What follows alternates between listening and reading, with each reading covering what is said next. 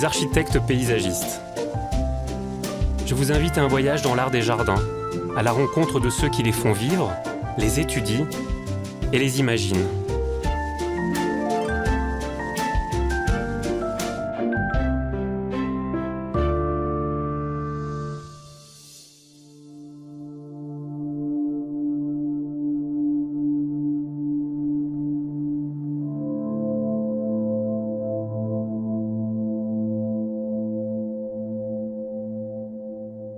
Sur l'île volcanique d'Ischia, dans le golfe de Naples, le domaine de la Mortella surprend par l'exubérance de sa végétation tropicale.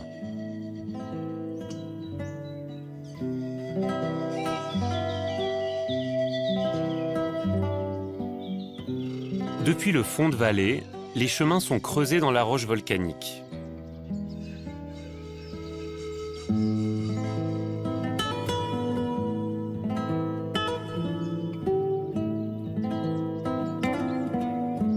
Ils sont plantés d'essences méditerranéennes et mènent jusqu'au sommet du jardin, offrant des vues splendides sur la ville de Forio et la mer.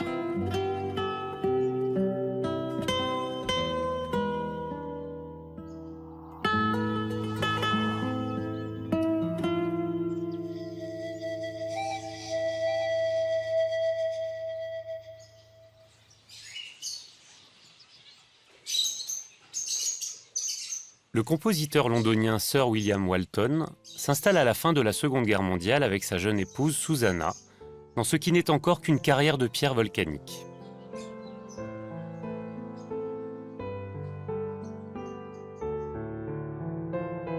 Avec le paysagiste anglais Russell Page, ils composent un jardin singulier. Alessandra Vissinghera est la présidente de la Fondation Walton et de la Mortella.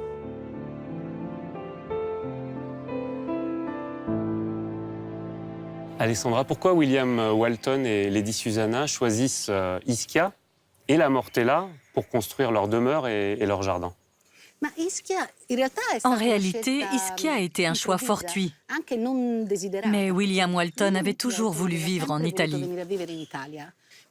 Ainsi, quand il a épousé Susanna, ils se sont rendus dans une agence de voyage et ont demandé une maison dans la baie de Naples. On leur a répondu « Naples a été bombardée, l'Italie sort à peine de la guerre, c'est une catastrophe, tout a été dévasté. Nous n'avons pas de maison. » Par chance, un employé de cette agence s'est souvenu qu'il devait y avoir une maison à Ischia. La seule exigence de William Walton était qu'il y ait un piano. Et le hasard a fait qu'il y en avait un. Ensuite, ils ont ouvert un atlas, regardé, et ont dit « Ischia, d'accord. » Pas mal. Et ils ont décidé d'y aller.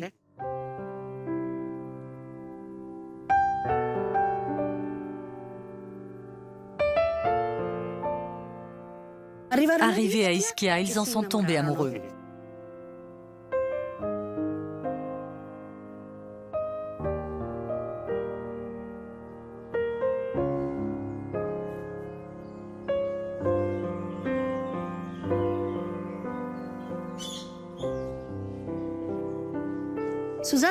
Susanna avait toujours rêvé de créer un jardin.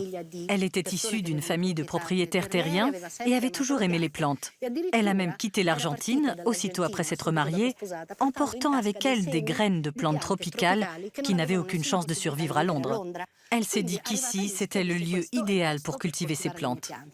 Il n'y avait pas du tout de jardin ici, il y avait juste une bâtisse. Il n'y avait absolument rien. Il y avait quelques plantes, des châtaigniers dans la partie basse car c'est une zone naturellement plus humide et plus acide, et de vieux oliviers dans la partie haute. C'est tout. Mais elle raconte que ces énormes blocs de pierre, issus d'une éruption volcanique d'il y a 10 000 ans, avaient quelque chose de si fascinant qu'ils ont décidé d'acheter.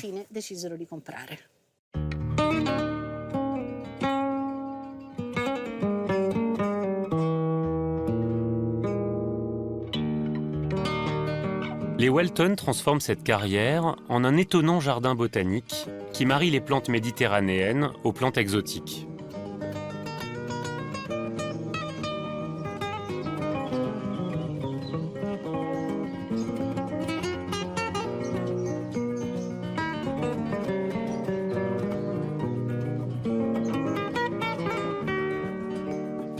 Depuis 1992, le jardin est ouvert au public.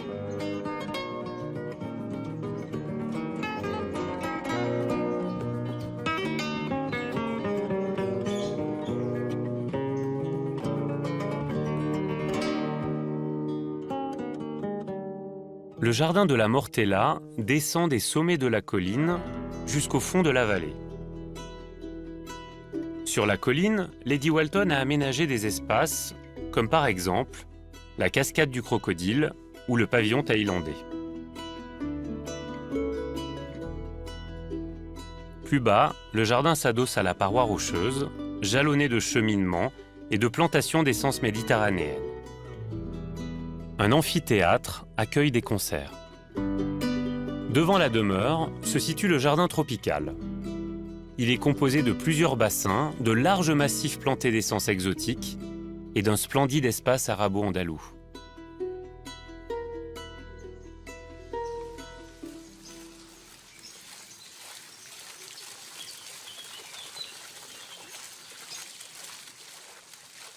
Alessandra, comment s'y prend-on pour établir un jardin dans un site aussi complexe, dans une carrière? C'est effectivement un lieu très complexe. Quand Lady Walton commence à s'occuper du jardin, à cultiver les premières plantes, elle se rend compte qu'elle ne peut pas aménager seule un espace aussi difficile. Elle fait appel à Russell Page, car elle possédait son livre « L'éducation du jardinier », Bible de tous les jardiniers de cette époque, et elle a une grande admiration pour cet architecte du paysage.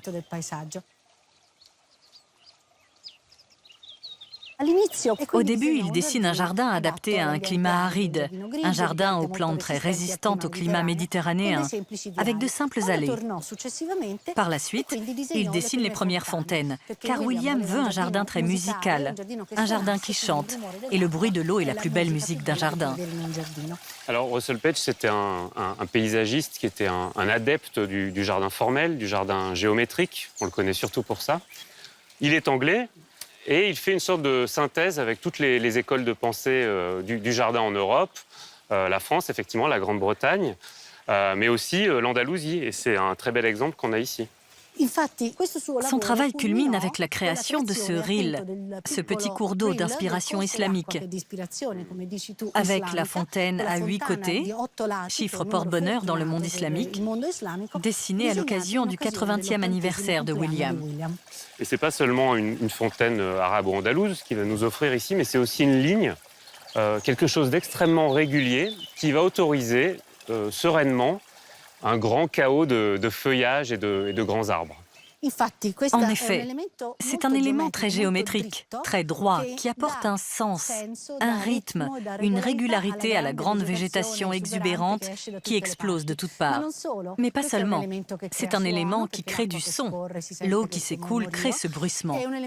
C'est un élément qui rafraîchit l'air, aussi bien physiquement, car il rafraîchit vraiment en déplaçant l'air chaud, que visuellement, car on voit tous ces points d'eau qui donnent une sensation de fraîcheur.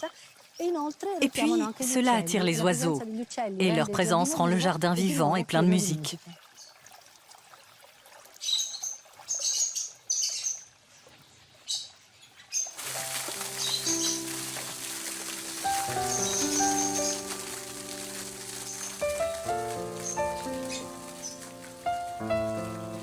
Lady Susanna et Russell Page offrent à William Walton un jardin où il peut composer en toute quiétude, loin du tumulte londonien.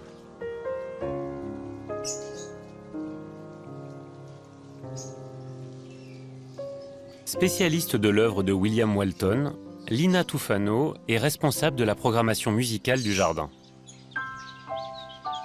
Lina, William Walton était un compositeur très connu dans le monde anglo-saxon, un tout petit peu moins dans le reste de l'Europe. Qui était-il ? En réalité, Walton est un musicien de grande envergure, d'une grande force expressive. Il a touché à tous les domaines de la musique. la musique de chambre, la musique symphonique, la musique chorale, les concertos pour instruments et orchestres, sans oublier les célèbres bagatelles pour guitare, qui sont considérées par tous les guitaristes, par tous les critiques musicaux, comme faisant partie des morceaux les plus extraordinaires jamais écrits pour cet instrument. Elles furent composées ici, dans ce jardin.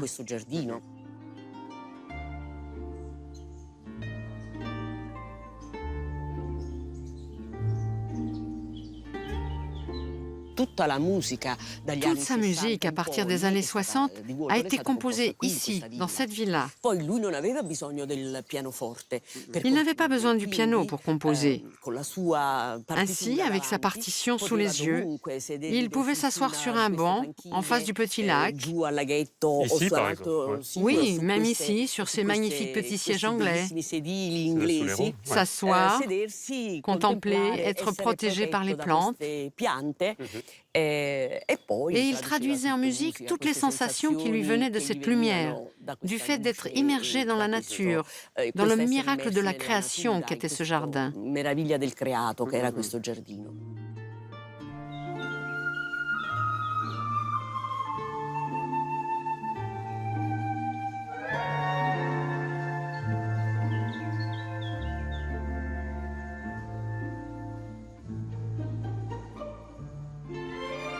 La richesse du jardin tropical est une prouesse de Susanna Walton et Russell Page dans cette carrière qu'on disait stérile.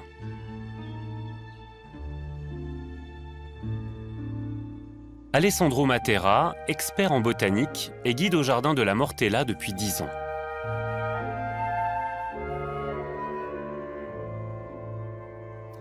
Alessandro, même si on voit des taches colorées là, avec les hémérocalles, avec les clivias, les bromélias, la Mortella, c'est surtout un jardin de feuillage, un jardin de texture. Absolument. Venez voir ce cycas, par exemple. Regardez la structure de cette plante. Elle est très belle. Ici, on peut voir la forme, mais également la partie des jeunes feuilles qui poussent à peine. Elles sont magnifiques. Regardez la différence de couleur et de structure. Bientôt, ces petites feuilles s'ouvriront pour former une trame similaire à celle-ci. Il y en a d'autres que j'aime énormément, comme la feuille des fougères arborescentes, appelée crosse de fougère. Elle a un peu la forme d'un bâton de berger, toute recroquevillée, qui s'ouvrira. Ici aussi, c'est une toute autre trame. Elle forme de magnifiques dessins géométriques. Alors, Alessandro, tout ça, c'est très esthétique, cette idée de plantes géométriques, de plantes structurées. Mais il y a aussi l'idée de choix de plantes très sensuelles, de plantes qu'on peut toucher. Absolument. La plante vous procure des sensations. Et c'est une idée que Lydie Walton a immédiatement saisie. Russell Page avait pensé à un jardin plutôt intime, de façon à ce que le compositeur, en sortant de son bureau après des heures et des heures de travail, puisse être caressé par les plantes. C'est pour cela que les sentiers du jardin sont étroits. Les visiteurs sont contraints d'avoir un contact permanent avec les plantes.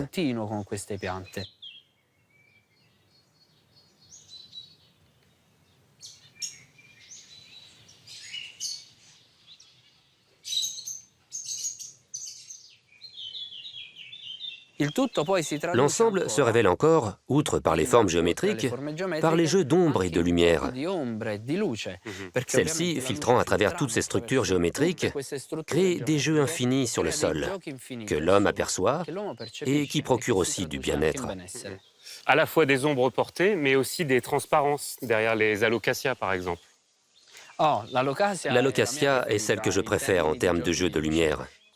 Avec cette veinure infinie, sa trame magnifique.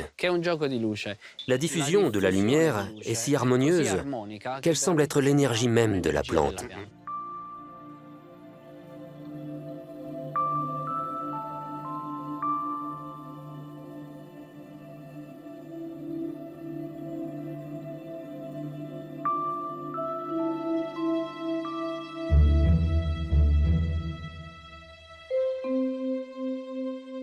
En quête de lumière et de couleurs, l'artiste peintre Jeanne de Genevray installe régulièrement son chevalet sous les arbres du jardin tropical.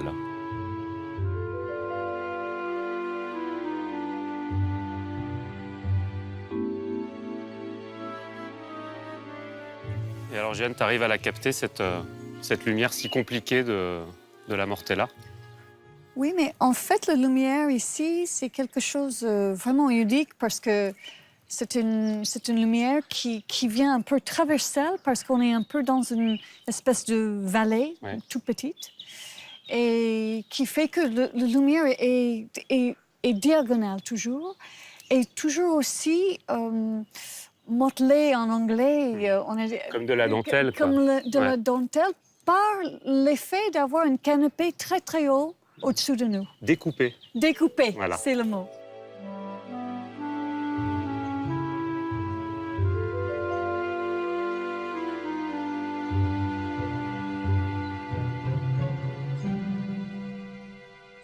Et tu as l'habitude de peindre dans les jardins. Qu'est-ce qui fait que celui-ci est différent des autres jardins? Ce jardin a quelque chose d'unique que moi, je n'ai jamais vu. D'abord parce que nous sommes sur une île. Et ce qui a quelque chose d'assez unique, c'est que c'est un volcan. Et donc, il y a une espèce de humus qui émane quelque chose qui mélange avec l'air ici, qui fait que la lumière est très haute résolution, high resolution. Ah ouais. Il te faut combien de temps pour faire un tableau? Toute ma vie. Toute ta vie. Non, mais là, tu vas t'arrêter, par exemple. Oui, non, mais je dis ça toujours. Mais bon, devant le sujet, on est devant le sujet, comme tu vois bien, là. Avec les clivias. Les clivias. Les bromélias. Les bromélias qui sont là, donc les couleurs sont bien justes et le placement aussi. On voit les clivias. Les clivias que tu as esquissés en quelques coups de pinceau. C'est ça. Et tu as réussi à avoir tout de suite la fleur. Oui. Et comment la lumière, elle se comporte là dans tes fleurs? Si tu vois, au moment où j'ai peint les clivias, la lumière passait à travers. Et donc, j'ai laissé ce qu'on appelle les réserves, donc les espaces blancs, pour montrer cette lumière qui traversait. Et je ne reviendrai plus dessus parce que, bon, ça a capté l'essence, l'énergie de cette plante.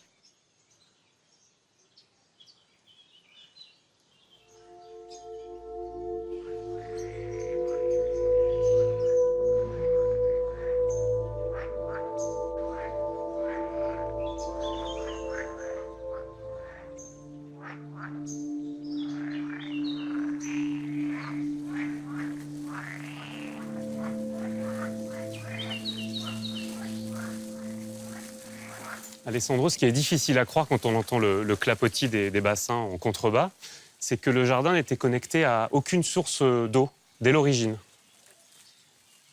Exactement. Ça semble insensé. Comment peut-on créer un jardin botanique là où il n'y a pas d'eau? Mais avec beaucoup de volonté, comme celle de Lady Walton, même les projets les plus fous sont devenus possibles. Et elle a réussi. Heureusement, quelques années après qu'elle ait commencé à travailler sur le jardin, des canalisations sous-marines transportant l'eau de Naples à Ischia ont été installées. Donc aujourd'hui, nous recevons l'eau du continent. Mais lorsqu'elle a commencé, elle a dû s'organiser en fonction de l'aridité, d'une terre presque sèche. Pourquoi? Tout part de cette roche. Russell Page a étudié très minutieusement les origines géologiques de ce lieu. Et il a observé que la lave avait d'abord coulé dans les profondeurs de la mer. Une fois ces profondeurs remplies, la lave a commencé à s'accumuler pour créer la colline que nous voyons là, qui nous surplombe.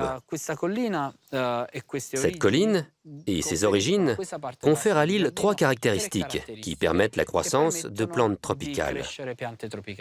La première, le vent qui heurte la colline se soulève, et ainsi la partie basse du jardin est bien protégée. La deuxième, quand le volcan est entré en éruption, il a entraîné les troncs des arbres de l'île, qui, se décomposant lentement, ont donné de l'humus.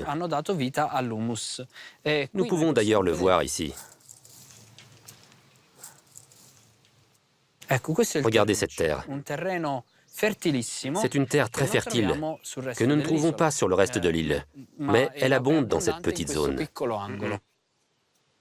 La troisième caractéristique est que cette roche se réchauffe énormément pendant la journée. Elle diffuse la chaleur durant les premières heures de la nuit, contribuant ainsi à réchauffer et créer un microclimat qui permet la pousse de plantes tropicales. Alessandro, c'est donc un jardin qui fait vraiment appel au génie du lieu. Dans le creux, le jardin subtropical avec l'humus qui s'accumule. Et puis contre la paroi, un jardin vertical qui nous amène jusqu'à la colline. Oui. C'est magnifique car c'est très varié. Là, la roche est chaude. On sent la chaleur qui en émane. Ensuite, on découvre un jardin complètement nouveau.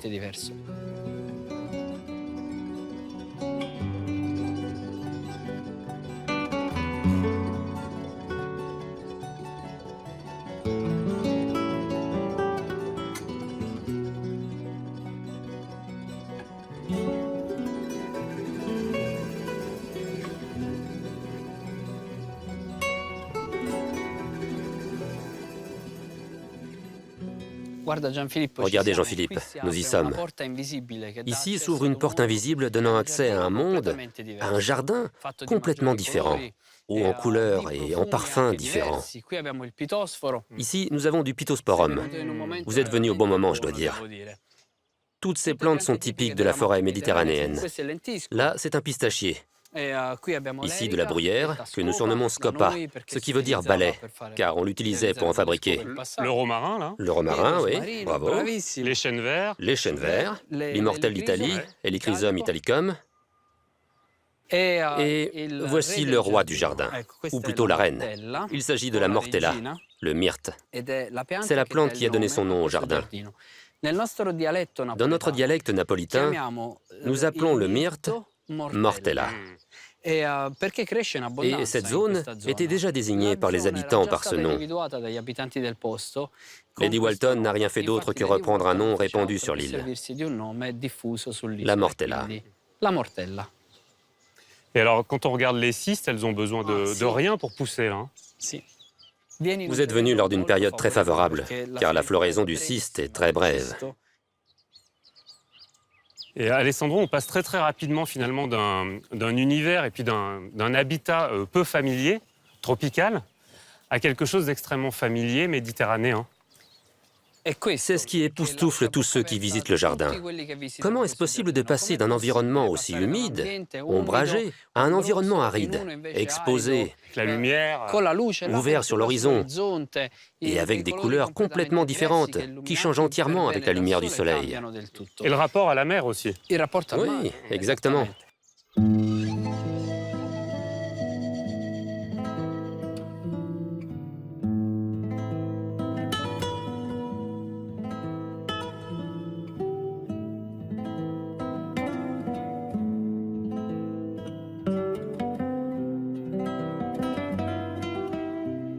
À la mort de William Walton, en 1983, Susanna poursuit l'aménagement de la colline. Elle imagine même de petits stratagèmes pour que les visiteurs acceptent de gravir les marches. Elle varie les ambiances avec un pavillon thaïlandais et son jardin oriental, ou un jardin aquatique que garde un crocodile. Susanna fait vivre l'amphithéâtre avec des concerts et consacre la serre du Temple du Soleil à la musique. Toute sa vie, elle aura dédié son jardin aux compositeurs qu'elle aimait.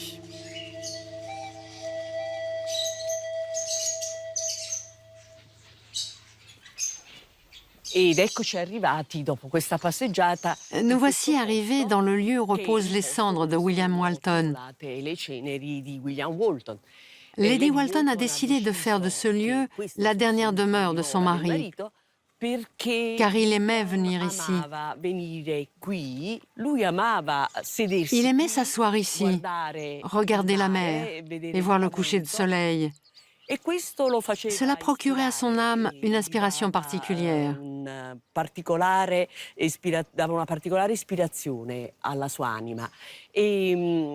Tous les musiciens, surtout les guitaristes, viennent ici pour s'inspirer de ce rocher, car ils ressentent son esprit.